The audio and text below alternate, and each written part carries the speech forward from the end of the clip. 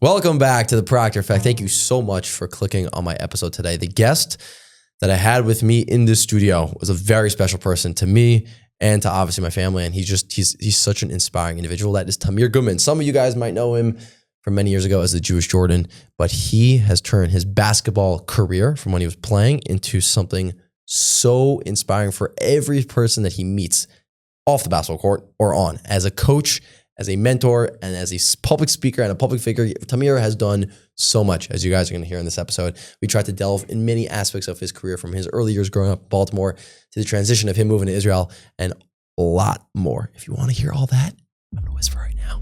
You got to stick for this episode. Buckle up your seat. We'll see you guys soon. Enjoy. We are ready to rock and roll. Tamir Goodman, welcome from Yerushalayim. Thank you for joining me.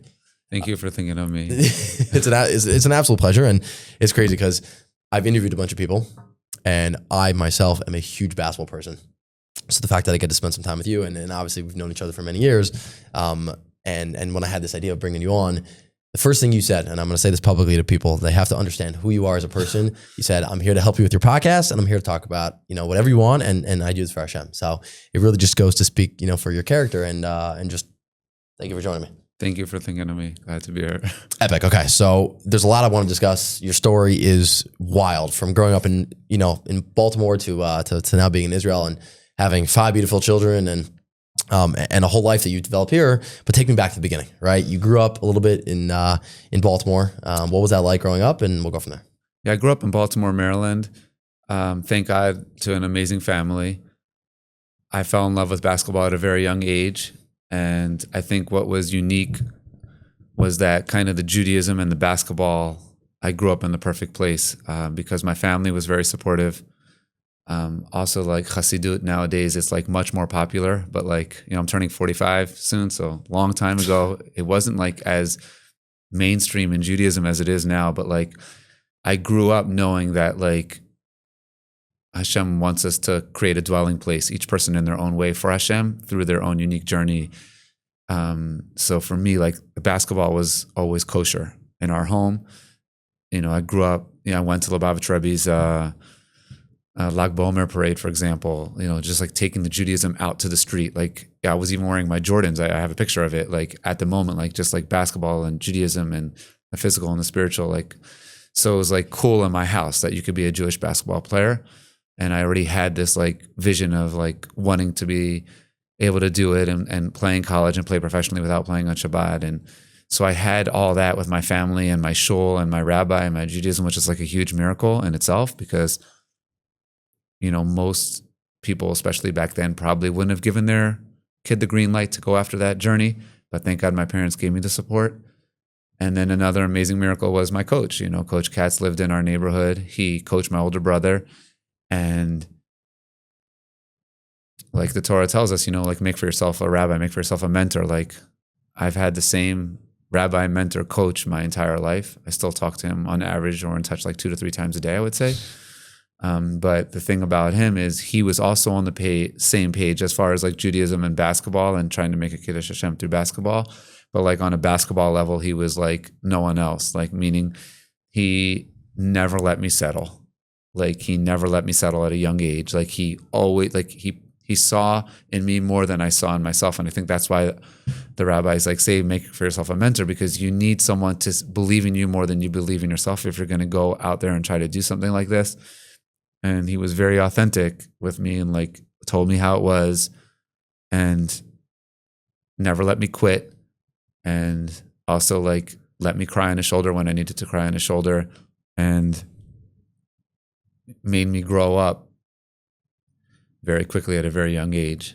For example, I remember having a real poor shooting night. I'm going a little further. I was probably 16 or 17, and there was already a lot of media at our games in high school, and I didn't want to face the media. I wanted to go out the back door after the game, and he's like, "No, you can't. If you want to do this, you have to go talk to the media. If they're going to talk to them after a good game, you have to go talk to them after a bad game." And I said, well, what do you want me to say? Say, just go out there in front of them and say, I shot really poorly tonight and I need to get back in the gym. I need to get better. And that's what I learned how to do at a young age. Just go right up there and say it. And many years later, I worked with a lot of professional players and stuff. And I see like that's hard for them at age 28, 29, 30. And I always kind of think back to coach and say like, I was doing that at age 16, you know? So he was and still is like a very, very big blessing for my life. So I just look at all that back together and just know that especially back then, it was like a really big miracle that my family and our connection to Chassidut and Chabad and coach and Baltimore, just everything had to be in the right place at the right time. Because like you said, I'm a father now. It's like, I cannot stress how important it is if a kid has a dream to like support it and don't touch it. Like, you know, like I one time heard Rabbi Wawa say like, like don't touch somebody's Mashiach. Like if a kid like is going for it, like you got to be able to support it. And my parents did. And I can never thank them enough for it. Like my track was so different. I didn't do what my friends were doing. I wasn't, you know, I went to basketball camps where I was the only Jewish kid at age 9 with my kippah on and a bag of kosher, like a paper bag of kosher food. Like, you know, they supported that from day one. They didn't think like, oh, how's this going to influence him? Or how's it going to be? He's only the Jewish kid there. Or they just always supported me. And those are a lot of miracles. Many miracles. And it's really special that, you know, you had role models in your life, as you said, you know, Coach Katz, and you have your parents. And I'll echo this, you know, before we got on camera, you said, you know, the day we're filming this happens to be the day after Shavuos. And you said like, literally he's almost like a grandfather for your kids. Like he spent time with you guys in Yerushalayim over the past few days. And the fact that you could have a relationship with someone like that, who is a role model for you and keep that going well beyond the basketball court is really, really awesome. And I kind of want to jump back a little bit. What's I think something that's so unique about you, if anybody has heard your story before, is you have dyslexia, right? So growing up as a kid and, you know, having dyslexia, it's hard to read, it's hard to do certain things with that, but at the same time, that help you see the world and see the court in different ways. So talk to me about what was that like, you know, in your earlier years, growing up, having that learning disability, and then kind of what that did for you on the basketball court. Yeah, growing up, it was very hard. I mean, my parents tried to get me all the help I could get in elementary school, and I had to go to tutor before school and all of that. But my big breakthrough actually came with Coach Katz, because I started actually doing my homework at his house, because I would watch film at his house, like at a young age. So we wouldn't just spend time like on the court, we would watch film. He would teach me. And Eli Katz, his son, who's actually the assistant at YU now, Eli, I'm not exaggerating, he must have been like 3 or 4 or 5, and he was watching with us. You know, he got a really big early start, and that's why he's the basketball genius that he is. But like in addition to watching film, I would start doing my homework at Coach's house. But the way he said it kind of made me feel comfortable, because he didn't like make fun of me or put me down about my reading or lack thereof writing. He just said like, he would go back upstairs and he would just say, just write as you talk, and I'm going to come back down there later and check it. So that made me feel good. I'm just going to try my best, and then he'll come down and help me out. He's actually a great writer. So that was kind of like a good thing. But like the big breakthrough is finally we went to a doctor. We went to a real doctor, diagnosed me, and I was a mess, like a really bad. Like he even told Coach, he's like, I don't even know how this kid could play basketball. That's what he said. But then he said, you know, your vision and the way you see things on the court is specifically because of your dyslexia. And when he told me that, like that was like a really big confidence boost, because basketball is 90% mental, is 10% physical. And you need to like go on the court with like, mentally you need to be like all in. And I think that started to become that's what a little bit I was thinking about on the court is like especially when I started getting invited to all these like camps. Like I started getting invited, like I was at NBA camp, and I don't know if you saw the movie Air, like with Sonny Vaccaro about the Michael Jordan shoes, and ABCD camp. So I was at that camp. Like I started going to all these like invite camps, and it's like everyone there is trying to get the big scholarships. Like how are you going to separate yourself, right? And a lot of these guys are going to play in the NBA and stuff. And like my thought process was like, look, and I even told the players, like, I'm just going to get you the ball. Just run the floor, and you know, we're all going to look great out here, and, you know, put ourselves in the best situation to get the scholarship. And it ended up working really well, because I feel like sometimes at these types of camps and showcases, like everyone wants to show off, like, you know, show themselves off. And here I was kind of taking the opposite approach, is like, I'm going to help everybody else look better. And then we're going to create a great bond, because it's like fun to play this way. And it's hard to guard when everyone's like involved. And that's what I did. And I remember, like, specifically because of my passing, after my first invitational camp, I went there as a total curiosity. The camp was 1 week. And on Friday morning, like after being there for a week, the owner of the camp already told me that I was offered 7 Division I offers. And I went in there totally thinking passing. So going to the doctor, which was very frustrating on one hand, because like academically in school, it was like an absolute nightmare. But on the other hand, it ended up being like a special blessing for me and still is. So I think like it's very important, and you need a very type of special sensitivity. You know, sometimes even people in their life, they can't find their calling. It's like the challenge isn't there to break us. Sometimes it's our purpose in life. Sometimes it's our special sensitivity. It makes us who we are. And thankfully, because of that doctor and the support of the family, it ended up becoming a blessing for me on and off the court. It's really special that you had that support system when you're going through that like experience, you know, and obviously as a young kid, when you get like diagnosed officially with something like that, it crushes you, you know, and as you said, the game is 10% mental, 90% mental, excuse me, and 10% like physical. So at that age, when you're kind of going through that adjustment, I'm sure it was very hard, but you know, as you were saying, school was hard. So basketball in the other side was not. And it's something that came to you. And at that age, when you were younger, did you always think to yourself, like, you know what? Okay, I understand reading, writing, it's not for me. And like for the future, my dream career is like, I want to be a pro player and I want to be a coach in the future. Was that something that was like, okay, since I have this learning disability, that's the route I'm going to take? Or was it like, okay, maybe I hope to get there? Well, it was a very challenging for me because, and hopefully this will answer your question, you had to pass your SATs if you wanted to play in college. So I had a lot of scholarship offers, but I had not passed my SATs yet. And everybody, I was a lot in the media already. And I was very nervous that like, boy, if people find out about this, that like I can't pass my SATs and I won't be able to play in college. That was very scary for me. So I really had to pick myself up in school to try to get the SATs. But it wasn't working. So there was a SAT expert. It was called the Sylvan Learning Center. I don't know if it's still there in Baltimore.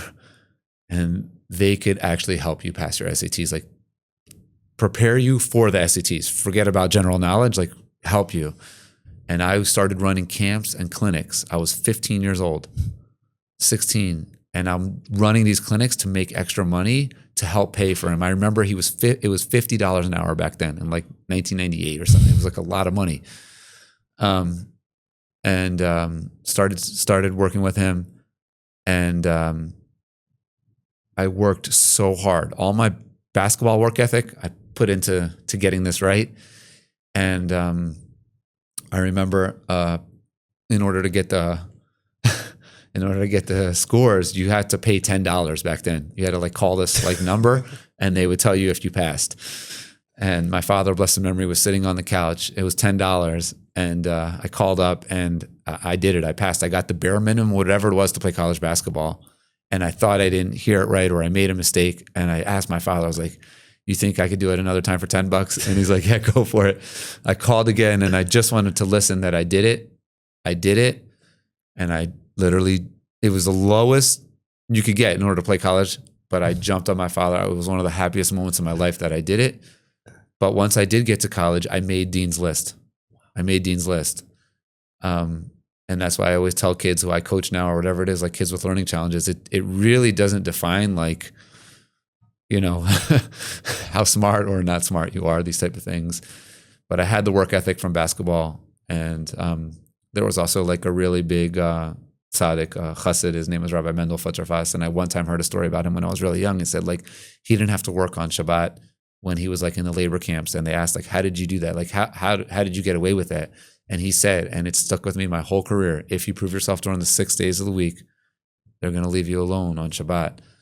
And that was like my work ethic. Like when I finally got to college, it was like everything in the weight room, every sprint, everything in the classroom. Like if they change the schedule for me for Shabbat, I have to be like him. I got to prove myself during the 6 days a week. And that was like my motivation to like, you know, get on the dean's list or whatever it was in college, because I felt like they were so my teammates and my coaching staff went so far their way to help me with Shabbat that I felt like I really had to prove myself during the 6 days of the week. Totally. I love that story that you said from Futterfass. Yeah. Said that right? Yeah. Yeah. Is it, I mean, you prove yourself for 6 days, and then once people see it and once you show yourself, then it's like, okay, I deserve Shabbos. But what I'm curious about is, when you're growing and through your story, you become very popular in high school, and you'll talk about the media in a second of what that was like at that age. And then when you have Division I scholarships, for those that might be listening to this that don't know, it's not like most college basketball games happen on the weekends. So it's not easy to be a Shomer Shabbos and then try to play. And it's never really been done up until your point,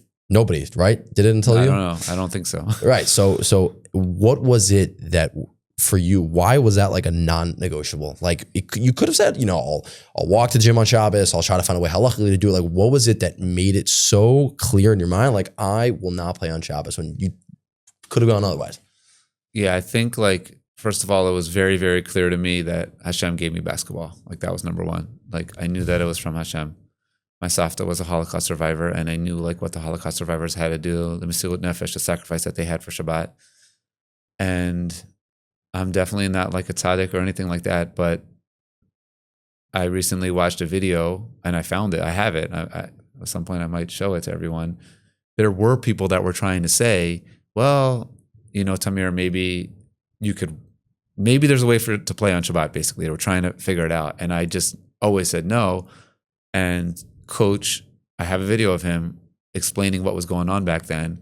And he basically said, he's like, there's all these kids that are looking at you, and they're going to be you're going to be the next generation of basketball players. Like, how can you play on Shabbat if all these kids are looking at you? And I look back on my career and everything, like whatever, thank God, everything I was able to accomplish on the court. Like my favorite thing is that I never played on Shabbat. And I've been able to coach probably close to 30,000 kids since then. And with that same message of just playing for a higher purpose, playing for Hashem, playing to make a Kiddush Hashem. And I'm very thankful that I grew up that way.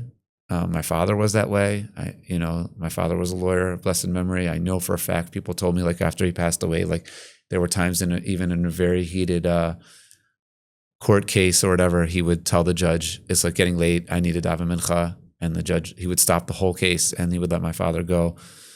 Even in one time in his chamber and daven mincha in there. And like, so it's kind of like the house that I grew up in. I'm pretty sure my father was like the first lawyer in America to wear his kippah in court. So I grew up like that. I just grew up like that. I remember one time I wasn't feeling well, and I went to court with my father, and the judge, he just told me to sit in the back, and like the judge wanted to talk to my father like one-on-one, tell him something very close. So he said, Mr. Goodman, please come up. And I was in the way back of the room, and I just saw my father walk up to the front of the courthouse, and it was a lot of people there, and he was just like talking to the judge, and I was like in the back, and I just saw my father wearing a kippah. And I was like, man, I want to be like my father, when I grow up. So I just grew up in that space. I grew up in that kind of shul. And that was very helpful for me because there was a lot of inconsistencies, or not inconsistencies, like, you think about like a kid. How does a kid like develop best? Like when they're like in a continuous setting, when they're in a continuous setting, they thrive, they're comfortable. But if you look at my journey, I basically didn't have any consistencies because it was so new, it was so novel for maybe a lot of the schools or a lot of the things that I was involved in, that I really needed that, because almost everyone or a lot of people outside of my inner family and tight space like didn't really know what to do with me. So it was like I had to transfer schools almost every single year. And eventually I had to, I graduated from a Christian school, but they were Seventh-day Adventists, so I didn't have to play on Shabbat. But like, and believe me, like that was also a really big miracle for me. But just going through it at the time, like almost every year I had to find another school or another place to play because it was so novel back then. But thank God I had my base, which helped it make a little easier, even though it was still very challenging in a lot of ways. It's so awesome that you have your dad, or you had your dad at that time when as you said, like you were having like that, and you brings you to the office, which is the courtroom, and then you look at your dad and you see him with the yarmulke, and you're like, that's what I want to be. And not a lot of kids have that in their life, which was really cool that you had that. And that speaks to kind of, it was infused in you, from a young age, that like, this is something I take seriously and I believe in. And another point that you said, which I think is really important for people to understand, is that you said to yourself, like, I'm in a position where there's people looking, and I've heard a lot of your interviews before, like you had time where you had 700 media requests after a period of going to a certain camp and whatever, and the world was watching. You were on the cover of Sports Illustrated, and people saw you, and the fact that you said, I am a role model and I'm able to take my Yiddishkeit seriously was very special. And I kind of want to channel right now into your time in college. I've heard many stories from obviously you personally and stuff of some of the things that you had to go through, of walking, in the cold and dealing with, different halachic things or things that came up on Shabbat with your teammates and stuff. So kind of, give me and the listeners a little bit of an insight to what you might have had to go through, in your time in college when it came to keeping, your Judaism. Right. So it was like it's pretty wild, but like I went from an all boys yeshiva in 11th to graduating from a predominantly African-American Christian school, Seventh-day Adventist school, my senior year. Then my freshman year at Towson, I was rooming with a Muslim basketball player named Muhammad. And till today, we're super close. I mean, all my teammates from my freshman year were super close. And they really helped me very much. I wouldn't have been able to do it without them, even though none of them were Jewish. But like, I remember my freshman year on Sukkot, like there was a sukkah, but there was no Eruv. Like Muhammad carried my food we were in the dorm on the 15th floor. He would carry my food into the sukkah for me so that I could eat on Friday night. There was another time where like Asara B'Tevet, a fast day, where like it was on a Friday. It's the only time in the Jewish calendar where we fast on Friday. We had a full practice at UConn. And I did a full practice, no eating, no drinking. And then after practice, they were going to drop me off in the Jewish community for Shabbat. And the sun was coming down and our bus got stuck in the snow. And I actually had to get off the bus and walk to the Jewish community. And the next day was a walkthrough. Coach is like, you don't need to practice, but you need to watch. Just come and watch. And on Shabbat morning, I davened and I walked all the way to the university. I watched the practice, but I got there late.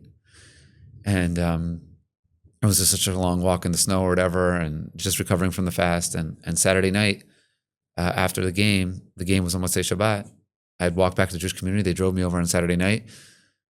Coach is like, when we get back to Maryland, it's like a 6-hour drive, like 6 a.m. on Sunday morning, you're going to have to run suicides for being late to the walkthrough earlier today.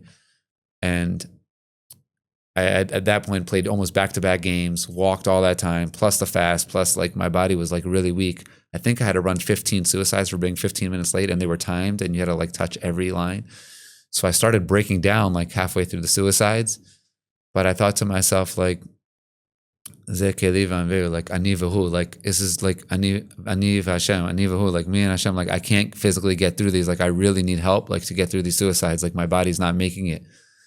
And I was doing it and pushing myself as hard as I could. And then I looked at the baseline and all of my teammates, okay, and again, none of them were Jewish. We just got off a crazy road trip. The first thing I want to do is go back to the dorm room and go to sleep. It's like 6 a.m. on a Sunday.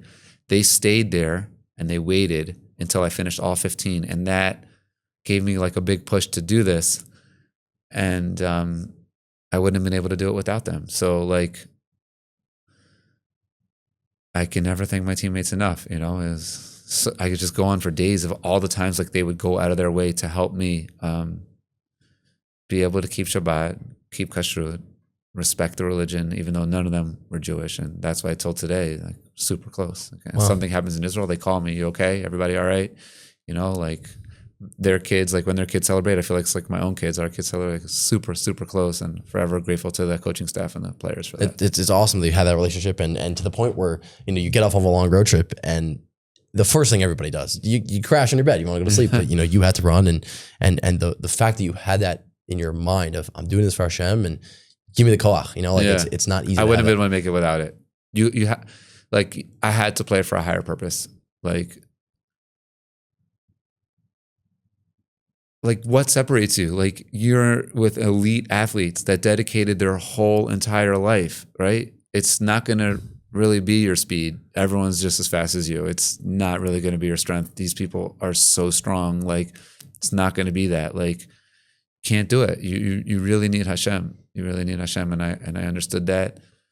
And it goes back to Rabbi Futterfass and that's how I tried to like separate myself, playing for something higher than myself. And Coach Katz always used to say, like, basketball is about listening and paying attention. So like try to listen to every single thing coach said, understand the scouting reports. Like the scouting reports are so in depth. Like they're so in depth. Like I remember like my first start was against Villanova. This is just an example. And I remembered, like, because I was a point guard, I remember that they were going to press us.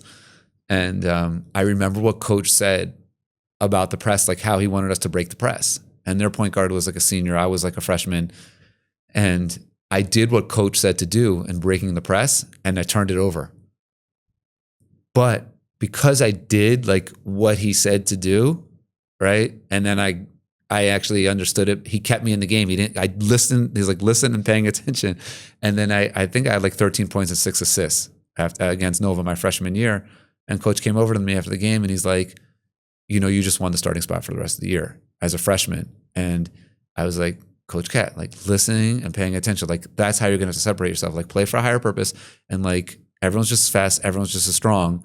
You got to give like 1,000,000%, prove yourself, and then like listen and pay attention. Listen exactly what they want. So yeah, I tell players sometimes now, like they get frustrated they're not getting enough playing time. I'm like, in some ways you have an advantage because like when you're on the bench, listen and pay attention. Like listen to what coach is saying, listen to what they're saying at the timeout, listen to what they're telling the assistant coaches while the games are going on. Like it's very valuable. You got to be able to listen and pay attention. 1,000%. It's a great example. And also the fact that you were a freshman and you got the ability to play in front of these top programs like Villanova, for example, and prove yourself and then essentially earn those spots it's really awesome. Yeah. Well, Hashem gave me a miracle that night also because I was feeling really nervous before that game because I knew it was like on ESPN and everyone back home was going to be watching it. We were on the road in Philadelphia, but thank God there was a Jewish lady that I saw in the stands before the game with her son. And when I came out for warm-ups, this young Jewish boy, he took out a poster board and he wrote in Hebrew. He didn't write in English. He wrote in Hebrew. Bruchim habayim Tamir Goodman. He wrote it in Hebrew. Welcome to Tamir. And I was like, when I saw the Hebrew letters at Villanova, I was like, wow, Hashem's with me.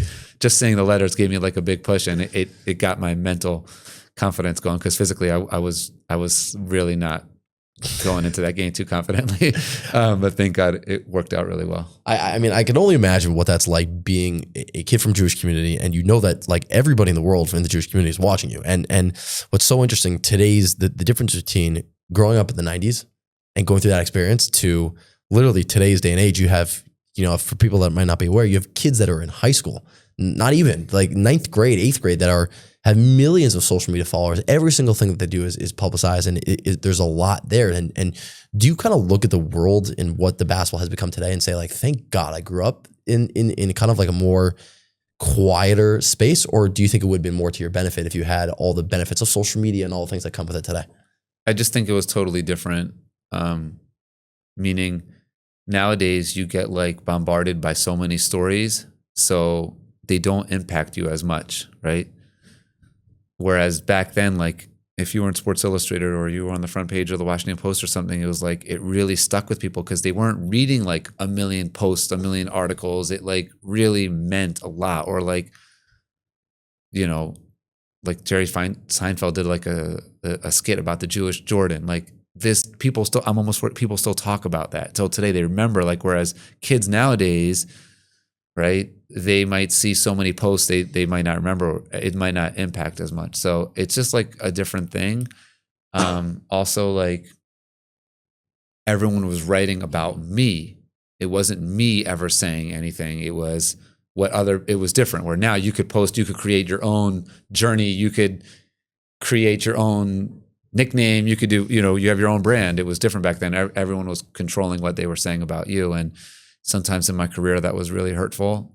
And sometimes, yeah, I guess it really affected me very much till today, because like if I post nowadays, which I don't do that often, if I do, it has something to do with like inspiring someone else or something positive or motivating. It's almost never about me. Just for me, I don't think I ever would do that. It's just because my journey's never just been about me, but also probably because I've been bit and hurt so much in the media when I was younger. so many times. It was a very different world before social media. It's so true. And I have to I'll say this personally because I follow you on social media and I've commented on some of your posts. And what's so interesting about you is that you respond to every comment with like, thank you, blessings, this, that, and whatever. And you really use social media as like a tool to just bring light into the world. And yeah, I do the same thing. Like every single person that reaches out to me, I always say yes. Everyone that I always say yes, because I feel like everything is controlled by Hashem. Like if Hashem is like putting someone in your life, like people reach out to me about things that I have no idea about, I have nothing to do with basketball, and they want to meet. I always try to say yes, because maybe I know a third person, or maybe I could introduce, like this is like Hashem space. Like I always feel like everything in Judaism, like people on the one hand you could look at it and like, do I really need to like wash my hands before I eat? Or do I, really need to say the same prayer every single day? Or what is all this from? It's the opposite. It's like Hashem is helping us be great. Hashem is like, I love being in Hashem's space. Hashem loves the space of like chesed. Like Hashem loves the space of like being mindful before you eat. Hashem loves the space of like everything in Judaism. I feel like Hashem's our basketball coach and just guiding us to have a better game, which means live a happier and more meaningful life, which is the blueprint, which is what we celebrated yesterday. So, I'm fascinated by these things. I always love seeing like the Yad Hashem and everything. I've seen it throughout my whole life. And I also like heard something really beautiful the other day from that Rabbi Steinsaltz said is like, okay, we're so repetitive. The first part is like, why do we say the same tefillah all the time? Like, isn't that like really boring?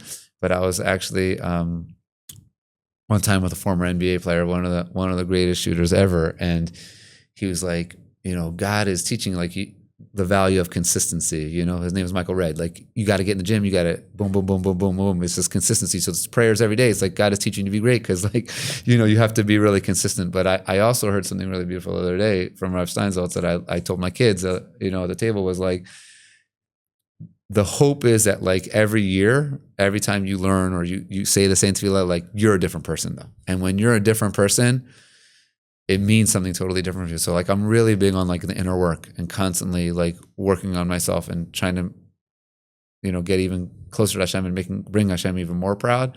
And that is like basketball has taught me how to do that. Like basketball has taught me how to like try to get better every day, push myself on the court. Like I remember when I retired, this kid like was at the press conference and he was like, hey, can we go shoot around at my retirement press conference?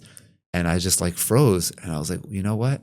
I never I don't know how to shoot around. What do you mean shoot around? Like every time I was on the court for as long back as I could remember, I was getting better. I knew like how many I made, how many I missed, like what I needed to work on. Like it was just so laser focused.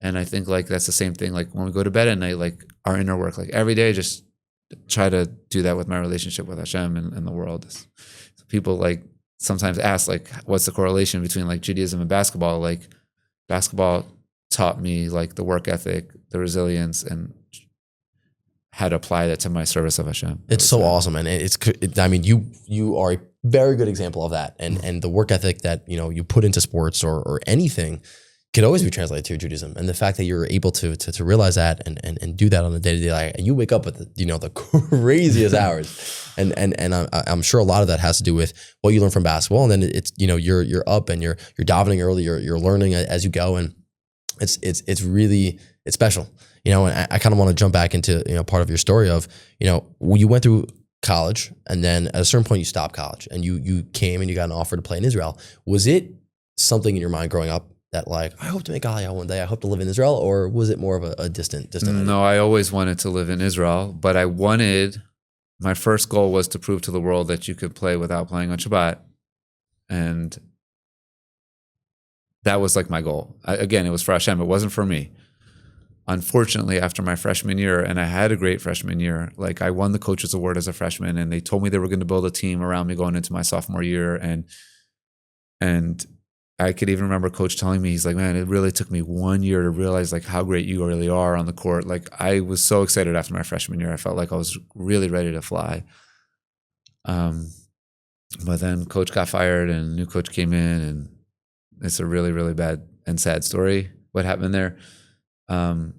And I actually quit basketball after what happened there. And I never wanted to play again. And I went I left campus and I went back home. They were like, you could stay, you have a scholarship and all this, but I was really broken emotionally, physically, and spiritually.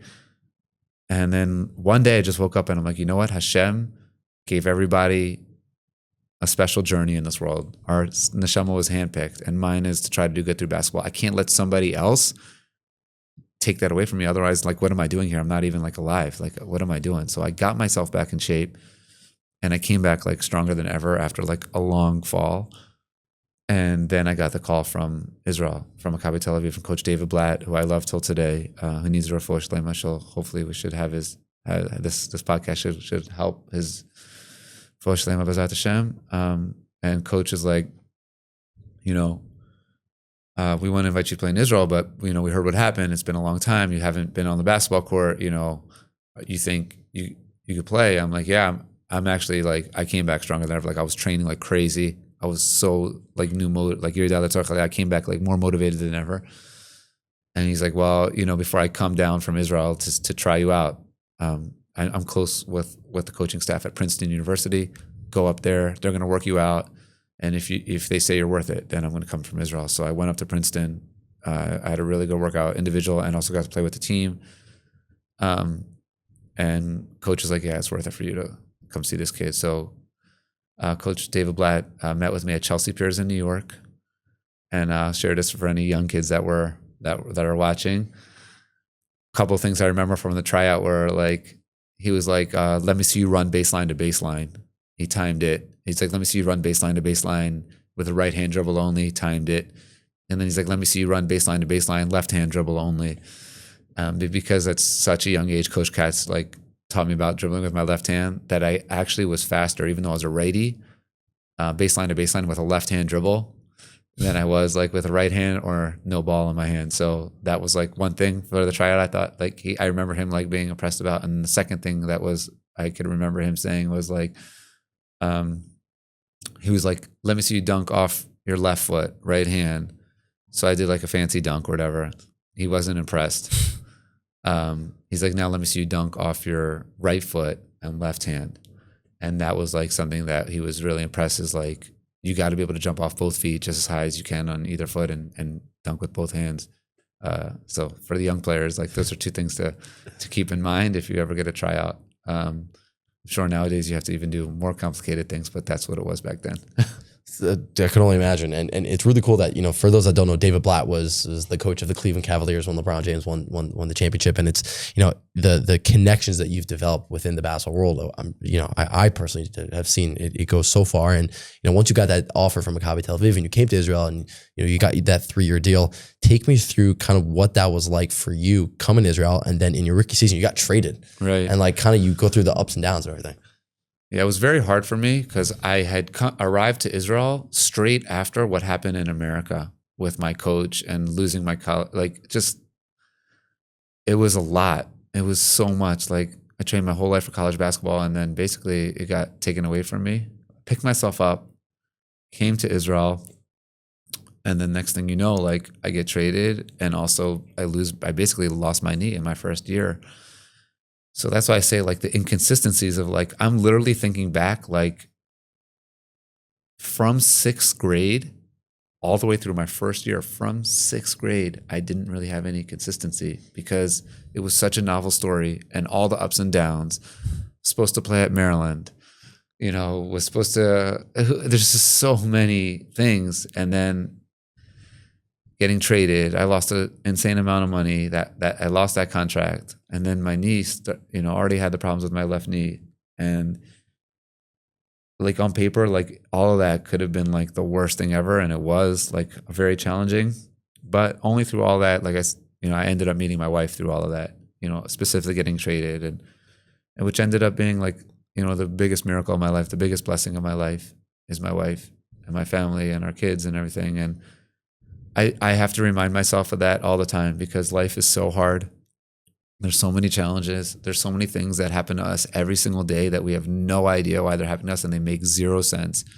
And all we could do is realize that, like, because Hashem sees past, present, and future, and we can't see that, we just have to do our best and have a lot of faith and trust that, like, there's a bigger picture here that we cannot understand right at the time.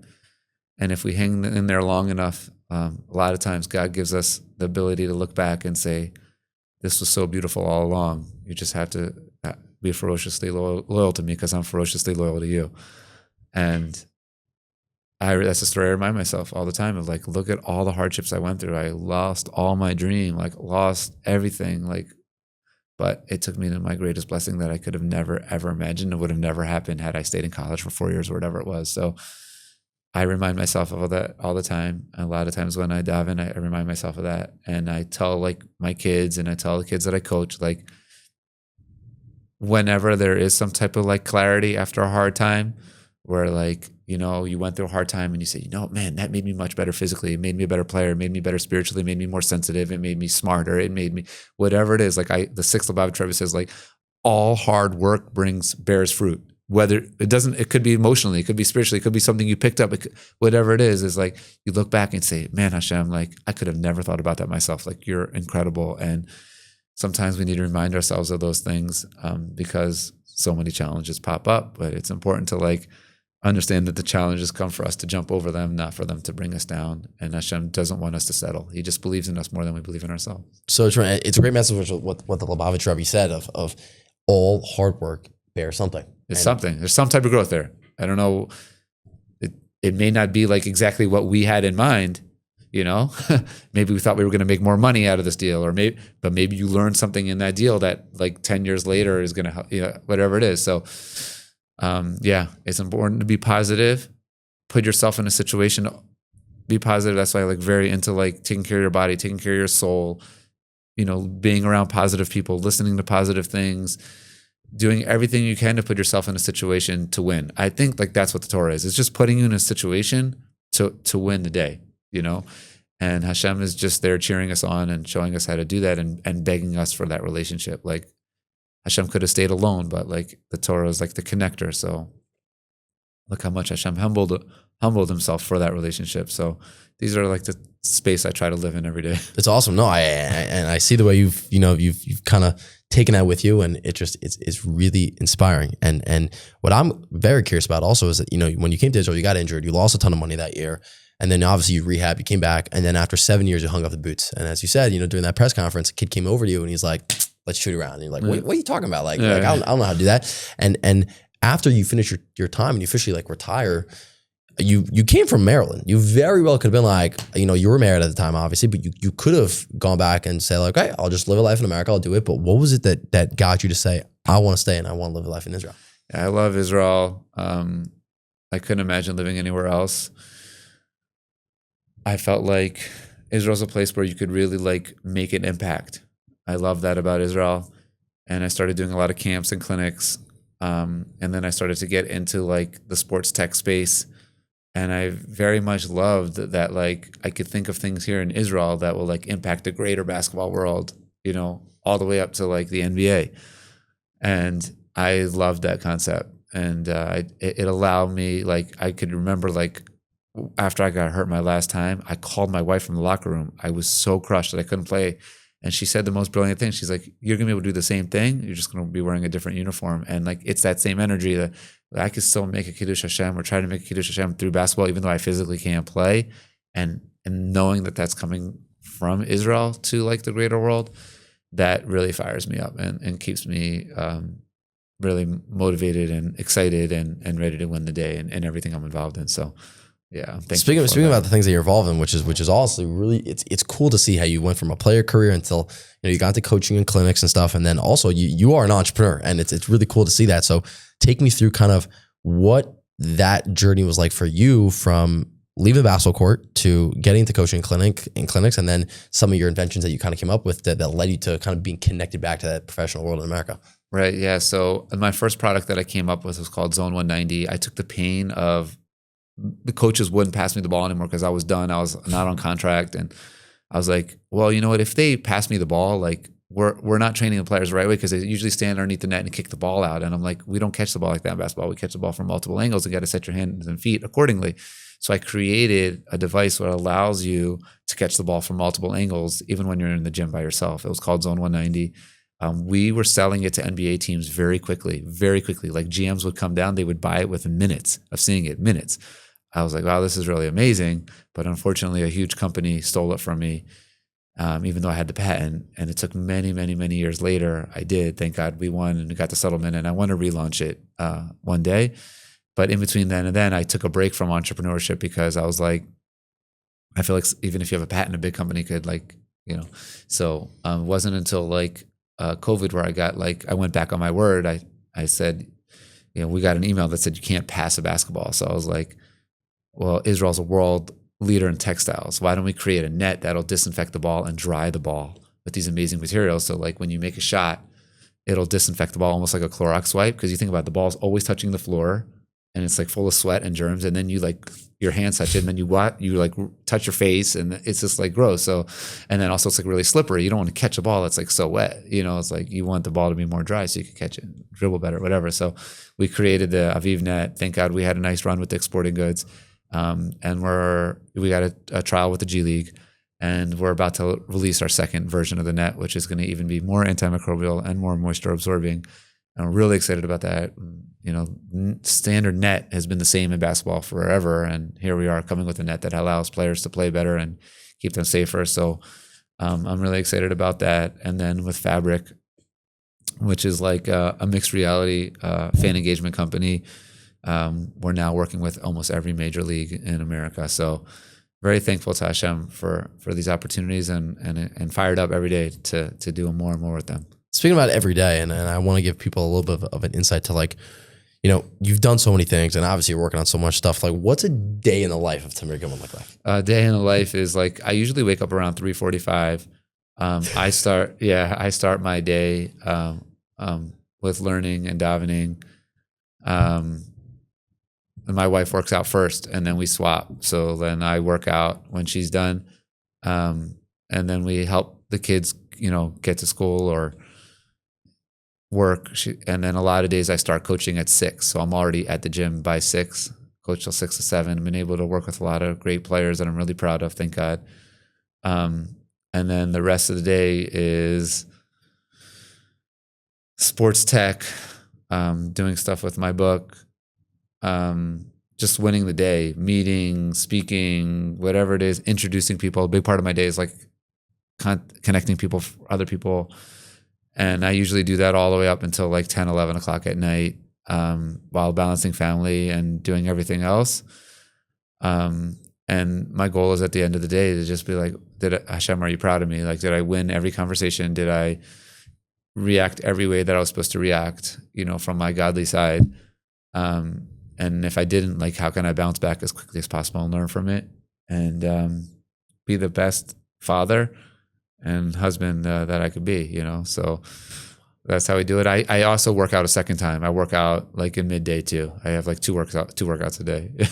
Wow. I mean, the fact that you go to bed at 10, 11, you're waking up at 3:45. And it's interesting. You told me you don't set an alarm, right? No alarm, fired up. I also don't have a car.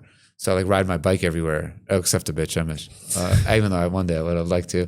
But almost every place someone sees me, I rode my bike there. I feel like it just helps you win the day, and you're always fired up instead of falling asleep. It's awesome. And I mean, a lot of people always talk about the most successful people are the ones that get up very early in the morning and they conquer the day. It's all from basketball. It's the same way as I train. A lot of kids and stuff, players that I coach, and the parents are why are you going at 6? And I'm trying to teach your kid, this is how you win the day. And honestly, I get there at 6. I only get to the court after I feel I recently spoke at a huge coaches conference, a lot of NBA and Division I coaches there, and everyone has great X's and O's. I say this all the time, but my main thing is before you get on the court, have you taken care of yourself as a coach mentally and physically, so much so that the second you're on the court, the players feel you're all there for them. Nothing else is going on. You have nothing else in your mind. The table's clear, so to speak. I'm here to help you. I have nothing else on my mind. I'm completely equipped emotionally, physically, and spiritually to give everything I got for you. And I can't do that unless I learn and dive in and work out first. I can't.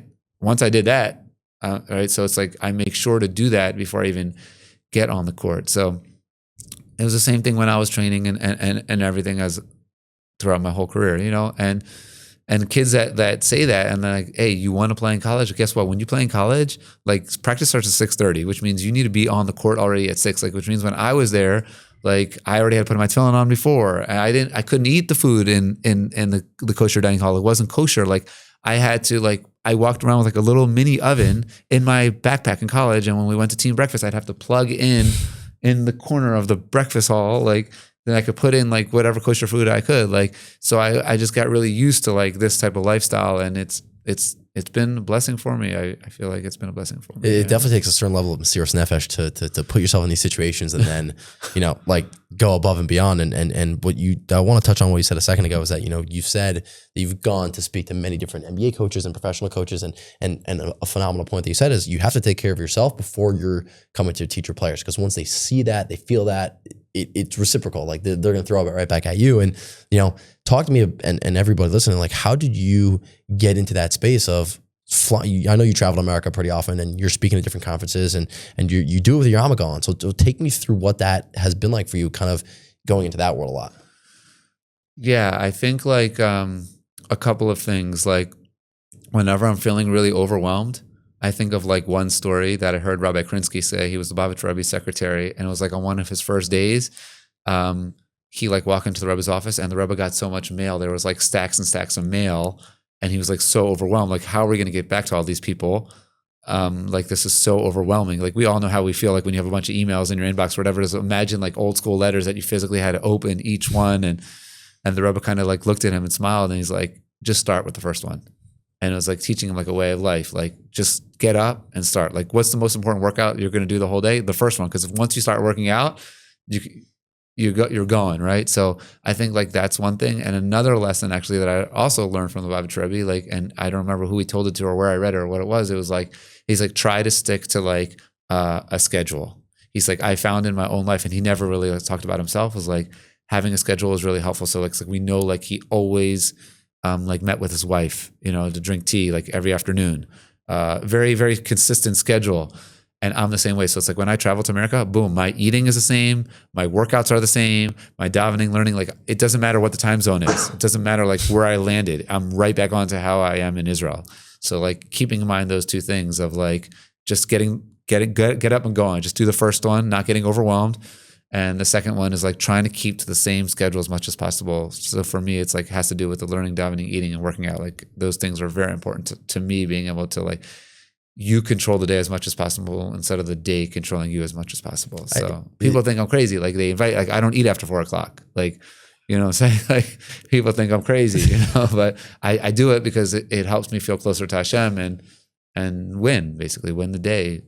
When I say win, it means like, make Hashem proud. Carpe diem, that's what's called, whatever. Yeah, basically. You know, what I think is so wild is that, you know, you travel even to, you know, the other side of the world and you keep your same schedule and you know, obviously that's not easy, but you know, for some of these experiences that you've been through, like I know you go to the All-Star game every year for the NBA and you know, you speak in front of like the coaches conference. So take us a little bit through kind of what some of those experiences have been like for you. Well, I'll just give you like one example of like something unbelievable. Maybe it was like 3 years ago, the All-Star game was in Utah. And this is like my mindset. Like I was invited to speak like in a church, in a Mormon church in Utah during All-Star weekend. I have a very dear family, friends that are Mormon and that I love. And they asked me to come to a clinic and speech. I had to call a rabbi and say like, you know, am I allowed to do this, you know? And he's like, yes, you are, because it's not exactly, it's like kind of an off room and it's in the gym, you know, go for it. And thank God it went really well. Like business went well. The family that hosted me, like I love them like family till today. But one very interesting thing that happened was somebody started crying in the church, came over to me after the speech. And he's like, you know, I'm Jewish. Like, and like hearing my speech and everything that night, it like must have like triggered something in his neshama or in his soul. And he was literally in tears in a church in the middle of Utah, like 45 minutes past Salt Lake City. And then I get back to my room, and the first thing I did was tell the rabbi, I'm like, thank you, because in addition to everything else, like with the business and the NBA, like everything was great. It's so great. But Hashem sent me to Utah also to like find a Jew that was like in a Mormon church out there and just reconnect and give him a hug or whatever it is. And I feel like wherever we go in life, we have to like realize like we're going as an ambassador for Hashem. And every time we open up our mouth, we're just trying to be a channel for Hashem. And every time we're playing basketball, we're just trying to be a representation, an extension of Hashem on the basketball court. Every person in their own way and wherever they find themselves, like that's the most incredible way to live. Like I think Rabbi Waiwai said in one of his classes, and I love Rabbi Waiwai. I love him for a lot of reasons, but selfishly, one of the main reasons I love him is because back when he first started, okay, I remember specifically, it must have been like 2005 or 2006. We had a game in Mariupol, Ukraine, where the war is now, right? And they just started out with the first green iPod, I think it was called. iPod, I think it was called. And I was able to go to Mariupol, Ukraine, okay, and listen to a Torah class while I'm in this crazy professional tournament with my kippah on. It was a really hard environment. It was a really hard environment. And just listen to Torah like while I'm playing in this crazy, crazy tournament in nowhere. So like almost ever since then, I've like listened to everything. But he explained once that like some musician was like, the best concert you ever give is when you don't even feel yourself playing. You're just like a channel. And I feel like that really is the most successful way to live life, is like when we just make ourselves a channel for Hashem. Like if we try to be too controlling, or we try to like, the whole point of life is like leave space for Hashem. That's the bottom line. Like people that think it's just me, or it's I control every single thing. I'm going to go on the court and prove everyone else wrong. Like that's not like the best energy. You probably have much more success and much more happiness if you just try to be a channel for Hashem on the court, and leave space for Hashem. So, that's how I try to do it when I go to anything I'm involved in, All-Star Weekend, whatever it is. When I coach, when I speak, everything. It's like, it's amazing. It's amazing. Like even the other day I was like, coaching my son, and it's like, his kids grew up with me, thank God, a lot of hours on the court together. Like what drill have I not done yet? Right. But almost every time I'm out there, I don't even go in advance, know what we're doing, leave space for Hashem, and I come up with new drills on the spot that we've never done before, even though we've spent thousands of hours in the gym, because it's like, leave space for Hashem. It's like, it just allows like for a special flow instead of us trying to control every single thing and getting like anxious and whatever it is. It's a very healthy mindset. I mean, you remember Rabbi Nachman talks about it all the time. Like our job is to make ourselves a kli for Hashem. Yeah. And the bigger you make your kli, the more he flows into you. Exactly. It's very special. It's hard because we live in a life that's like not coming from that energy, and in a world where it's like, especially basketball, it's like there's like this whole energy in basketball, like proving people wrong. Like, yeah, like I wouldn't really want to like go on the court to prove someone else wrong. That's not like why I'm going on the court, right? So that's another example of why I felt like Judaism and Torah has always helped me be a better player. It never got in the way of, it just showed me how to be a better player and do it in a more meaningful and happy way. It's like, because that's the main question I get in my life. It's like, is there a conflict between, Judaism and basketball? And we have to know Hashem in all of our ways. I completely agree with all the points that you're saying. And, we want to make ourselves a vessel for Hashem. And, when you go to all these events in America, especially with the NBA, you're working with big people, all the public figures that we see, and there's a lot of people today in the Jewish world that will sometimes feel insecure for having their yarmulke on their head and essentially taking that Jewish pride with them. And have you ever had a thought, maybe I should at least wear a cap or cover myself up? I don't know if I want people to know I'm Jewish, or kind of take me and give advice to anybody that might be listening on that. Well, there was one time where I was playing college, and it was an away game in the South. It was against an SEC school, a top school. And the fans were like chanting about my kippah. They're saying like, where did number 22 get his hat from? The rabbi. Like thousands of people singing that, right? So I didn't want to like take my kippah off. I didn't think about taking it off, but I didn't want to say anything to the referee. But subconsciously, like a part of me, maybe it was my Yitzhak, I was like saying like, maybe this whole thing would have just been like a lot easier if you weren't playing with your kippah, you know? But then my nefesh elokit's like, nah, man, just keep playing, make a kiddush Hashem, everything's gonna be all right.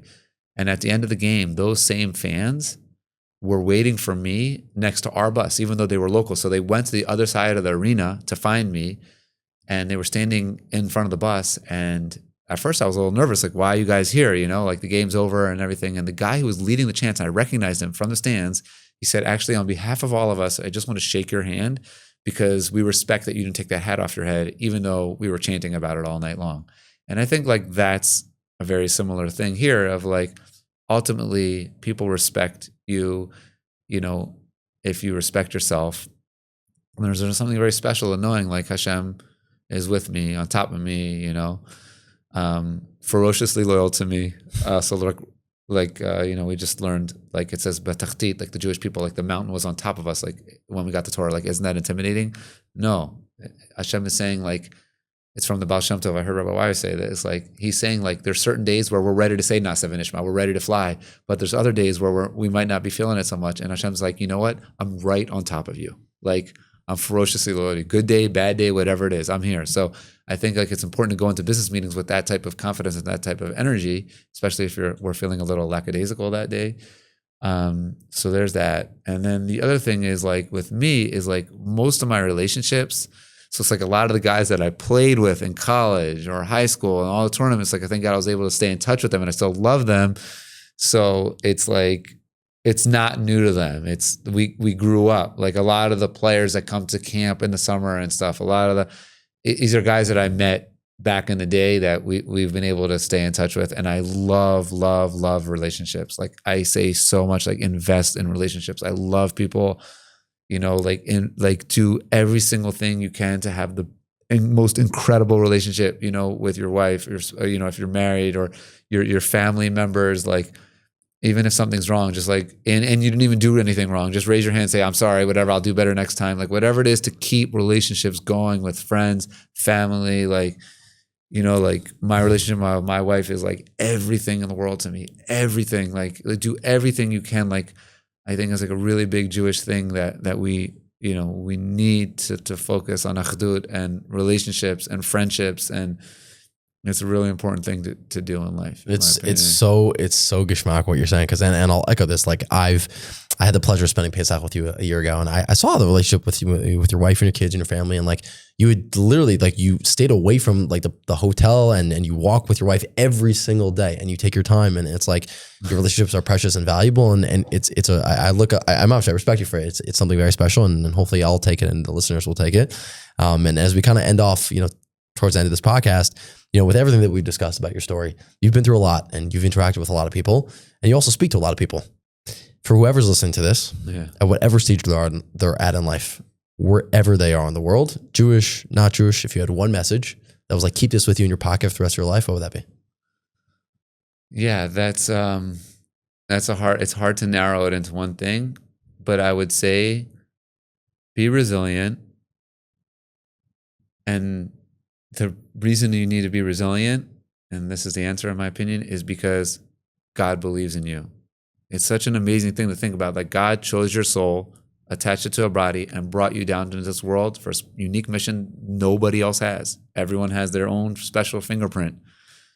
And if you know that, it should give us all the confidence to live a happy and meaningful life. Like we don't need to get our self-worth from likes or compliments or we, on the other hand, we don't need to get put down or feel bad if someone doesn't feel like we're good enough or trying to get us to settle on something that, you know, in some situation that we don't feel like we get your energy and your confidence from knowing that God chose you in this world. And when you do that, you could be ferociously resilient and go out there and lead your best and most successful life and attach it to a higher purpose. That's honestly phenomenal message. And people could hopefully look at your story and see what you do. Like you moms, you take Hashem in the areas of your life and you bring it and you merge those two worlds together, and basketball and Judaism and everything in your life. You're a walking Kiddush Hashem, as I like to tell people. And yeah, I'm definitely not like perfect. I'm working on my inner work every day, but if I could ever help anyone, please feel free to reach out to me.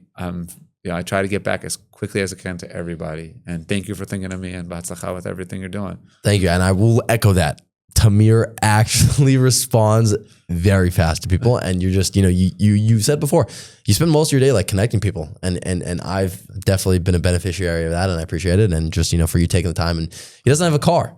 So we had him come in a taxi all the way here. Now he's got to go all the way back to Yerushalayim. But this has been a phenomenal conversation, and thank you so much for joining. Thank you, everybody. Thank you so much. Thank you so much for watching this episode. I hope you guys enjoyed it. And obviously, as every YouTuber says, like, comment, subscribe. It goes so far, I'm telling you, to hopefully have other people listen to this episode and this podcast. Stay tuned for next week. Got a very special guest. We'll see you soon. Enjoy.